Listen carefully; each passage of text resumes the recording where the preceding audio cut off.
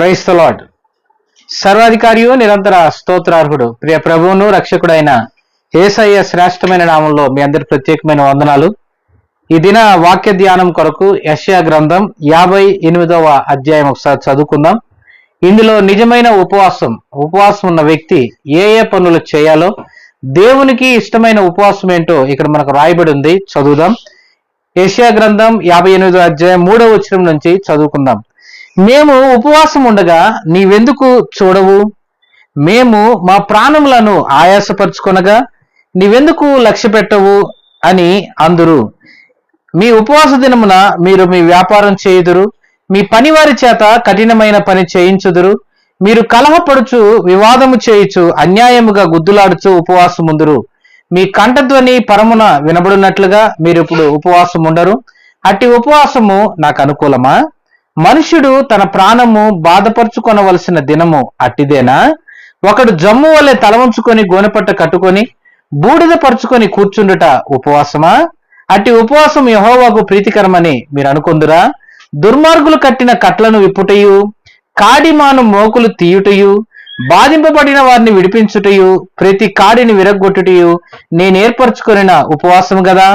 నీ ఆహారము ఆకలిగొనిన వారికి పెట్టుటయు, నీ రక్త సంబంధికి ముఖమును తప్పింపకుండుటయు, దిక్కుమాలిన బేదలను నీ ఇంట చేర్చుకున్నటయు, వస్త్రహీనుడు నీకు కనబడినప్పుడు వానికి వస్త్రములు ఇచ్చుటయు ఇదియే కదా నాకిష్టమైన ఉపవాసము. అలాగున నీవు చేసిన ఎడల నీ వెలుగు వేగువు చుక్క వలె ఉదయించును, స్వస్థత నీకు శీఘ్రముగా లభించును, నీ నీతి నీ ముందర నడుచును, యెహోవా మహిమ నీ సైన్యపు వెనుపటి భాగమును కావలి కాయును. అప్పుడు నీవు పిలువగా యెహోవా ఉత్తరమిచ్చును, నీవు మొరపెట్టగా ఆయన నేను ఉన్నాను అనును. ఇతరులను బాధించుటయు, వ్రేలు పెట్టి చూపి తిరస్కరించుటయు, చెడ్డదానిని బట్టి మాట్లాడుటయు నీవు మాని, ఆశించిన దానిని ఆకలి కొనిన వానికి ఇచ్చి, శ్రమపడిన వారిని తృప్తిపరచని ఎడల చీకటిలో నీ వెలుగు ప్రకాశించును, అంధకారము నీకు మధ్యాహ్నం వలె ఉండును. యెహోవా నిన్ను నిత్యము నడిపించును. క్షామకాలమున ఆయన నిన్ను తృప్తిపరిచి నీ ఎముకలను బలపరచును. నీవు నీరు కట్టిన తోట వలెను, ఎప్పుడునూ ఉపుకుచుండు నీటి ఊట వలెను ఉండెదవు. పూర్వకాలం నుండి పాడైపోయిన స్థలములను నీవు జనులు కట్టెదరు. అనేక తరముల క్రిందట పాడైపోయిన పునాదులను నీవు మరలా కట్టెదవు. విరువబడిన దానిని బాగు చేయువాడవనియు, దేశంలో నివసించినట్లుగా త్రోవలు సిద్ధపరచువాడవనియు నీకు పేరు పెట్టబడును.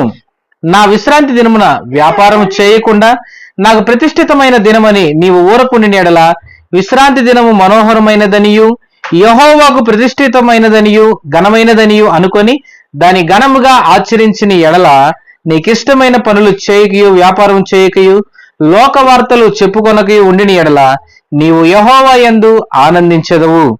దేశం యొక్క ఉన్నత స్థలముల మీద నేను నిన్ను ఎక్కించెదను. నీ తండ్రి అయిన యాకోబు స్వాస్థ్యము నీ అనుభవంలో ఉంచెదను. యేసయ్య నామమునకే మహిమ ఘనత ప్రభావములు కలుగునుగాక. ఆమెన్.